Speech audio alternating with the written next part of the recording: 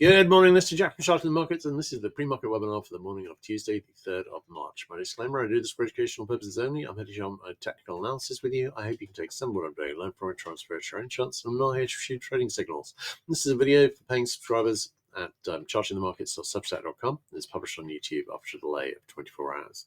All right, great. Well, yesterday we had a bullish lean, and somewhat to my surprise, it actually delivered on that. I can't remember whether it actually closed positive for the day. Let's just check on SPX. But bear with me a moment. Yes. So today we are due to actually go down quite a bit, I think. So we will see how that goes.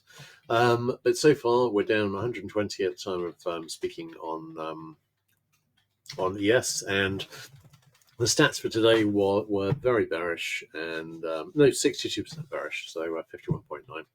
So this is 61.9. So this is pretty much as expected. I am thinking that well, we've seen big declines in the Europeans overnight, and I'm wondering whether this is just that they're more aware of where this might be going. In terms of this could deliver a major oil shock. Possibly new all-time highs across the board. I was writing about that in a post this morning, and if that is the case, then well, that's going to have an impact. No question about it, and it should likely have an impact, fairly serious impact on equities too. Now the question is, is it actually going to be that bad? Who can say? It may be the Iranians will just fold tomorrow. But at the moment, it looks like they're digging in. They've certainly got the weapons. It looks like they've got the determination. They're kind of pissed off, understandably, really. So we will see how it develops. But if we see a conflict that lasts for months, then that we could see a major oil spike, doubling, possible all-time highs over the current all-time high at about 147. We will see. Okay, NQ. We had the buy signal yesterday morning. Somewhat to my surprise, made the possible near miss target. So I've called, and we made it back to the 30 level overnight, so I've called that one. RTY made the possible near miss target, and I've called that one too. YM, we had a 60-minute buy signal, and we still got one, but it's the only one left of all of the positive divergences that we had. DAX, we had a buy signal that fell overnight on a very sizable move down this morning. ESTX, again, we had one last night, and that failed. That failed overnight. And Nikkei, we had one of those too, and that failed overnight. All of those had moves which were more impressive than the ones we had seen on the American markets, which I'm thinking might be going to catch up. We will see. All right, so let's have a look at the bigger picture charts. Now, in terms of where SPX came up to, it came back up to test the daily middle band and closed slightly below it. That is the predictable resistance and obviously the obvious fail area. So at the moment, it is failing there.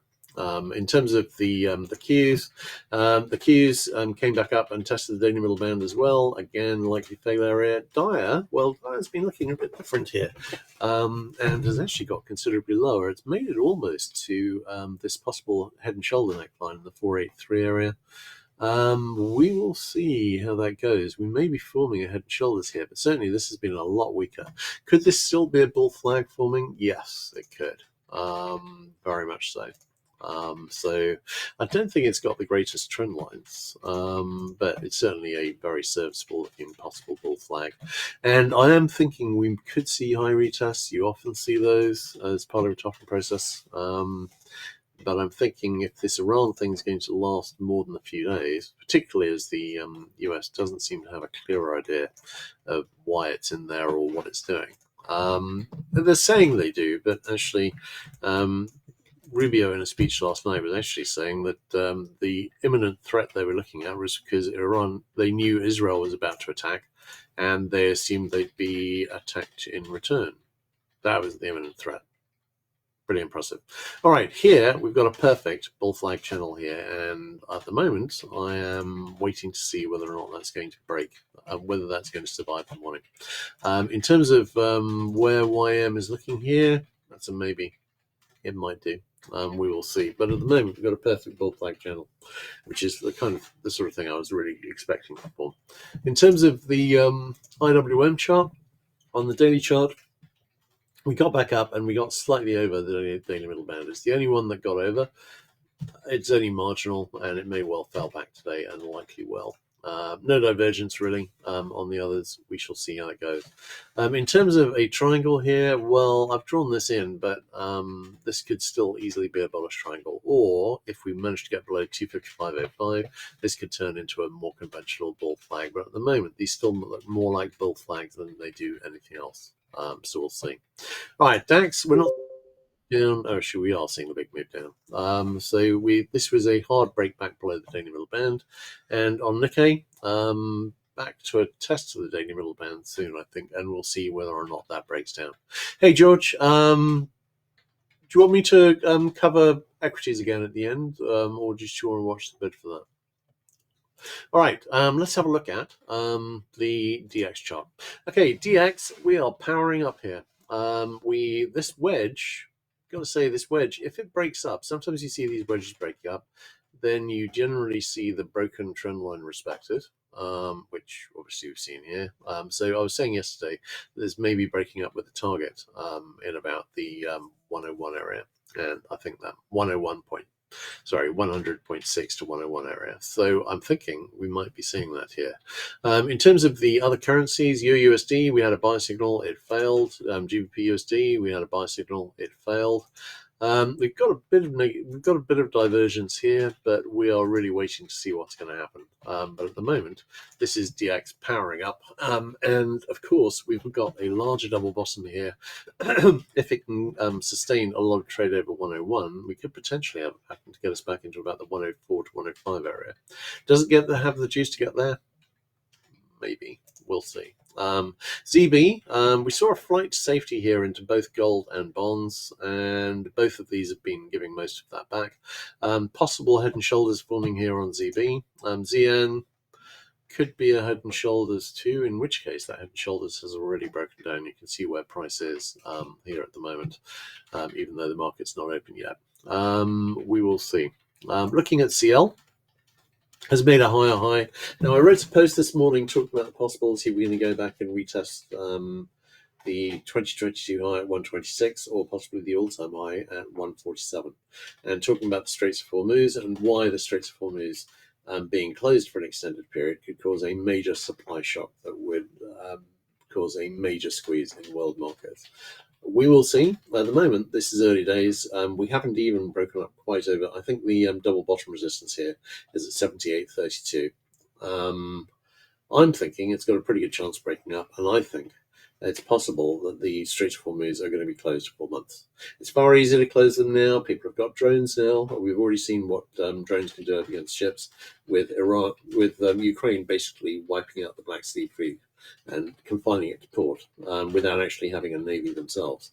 It's not hard, and against commercial shipping, it would be even easier. So I'm thinking the Iranians can close the Strait of Hormuz, and it's probably closed until further notice. And if the conflict lasts months, then it's probably going to be closed for 4 months. And that can have a huge impact on oil prices, and that can have a big knock-on effect on equities, of course. HO, higher highs. RBOB, higher highs. NG, I think people are becoming aware that actually 20% of the traffic in liquefied natural gas actually goes through the Strait of Hormuz too. I don't know how much impact that would cause, and certainly in terms of the timing, with winter ending and spring starting, this isn't an awful time to see a bit of a squeeze there. But I think far more of the world market in natural gas actually comes through pipes. So I don't know how much of an impact this would have, and I don't have a big reversal pattern here. All right, GC, we had a sell signal, that's main target, and we've got an expanded wedge here. I'd drawn it in slightly less confidently yesterday, but I really like it here, and that has broken down. This could be the start of an more extended move down, although I think we might see flight to safety come back if we start seeing significant disruption in equity markets. Silver, this looks like a bear flag which is breaking down. Palladium still looks like a bear flag forming. Platinum looks like a bear flag that's breaking down. And HG, this was an interesting one. Look how it has come and perfectly tested the trend line here, or at least very, very close to it. That actually does cause a change for me. We had, I think, I'm inclined to call this. Let's see how flat. This got very close to retest the high, but didn't get quite above it. How close was that? Very. I think this is an ascending triangle. This is a flat top and rising there. So, and again, it would still be bearish. And again, in the event that it is this, this would be in the E wave now. I'm looking maybe for a test of the month pivot at 595, and then going back to a retest of the low.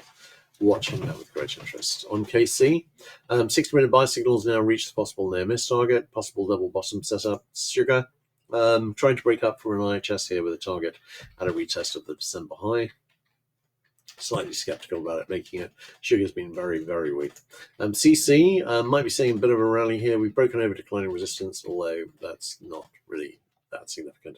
6-minute buy signal is fixed and hasn't made target yet. On CT, we've got a head and shoulders that is broken down with a target in the 63.65 area, and I think that looks like it's got a pretty good shot at making that target. On lumber, lumber has been continuing down and likely will continue down further. Bigger picture is likely to be down on the daily chart. On wheat, we have seen a bit of a pullback here. 6-minute sell signals reached possible near miss target. Corn still looks like a bear flag forming, although it's getting a bit oversized. Soy still on the highs. ZL has actually broken up over the little rising wedge we've got here. Haven't got a successive trend line yet. May not get one. This could be a breakup, or it could be evolving into a larger pattern. It could, of course, be a bearish overthrow, although I've got to say it's a little large for a bearish overthrow. On live cattle, possible topping action here. Lean hogs kind of looks like a bear flag, or at least an AB for possible C wave lower, maybe down into about the 88 area. We'll see. All right, great. Let's have a quick look at questions. Let's have a look and see. Bear with me a moment. Okay, no worries. All right, great. We've got a very bearish lean day today. This is the only bearish day this week. Next week, just for a quick preview, we've got a bullish day on Monday and a bearish day on Tuesday. Otherwise, the rest of the week is neutral. The rest of the month is fairly neutral until the middle of the month when it starts getting bullish. We shall see how it goes. All right, great, excellent. In that case, I think it's a wrap. When you have shorts like this, will the indices find support at technical support? Yes, very possibly. And equally, even if we're going to do a lot more downside, we could do high retests first. As I said, I'm looking at RTY and Dow particularly. These look like bull flags, and they're the indices which have actually been giving us, well, they're the US indices which have been giving us new highs this year. So I'm still thinking that's very much on the cards. We will see. All right, great. In that case, I think it's a wrap. Everyone take care, and I will catch you guys tomorrow. Cheers.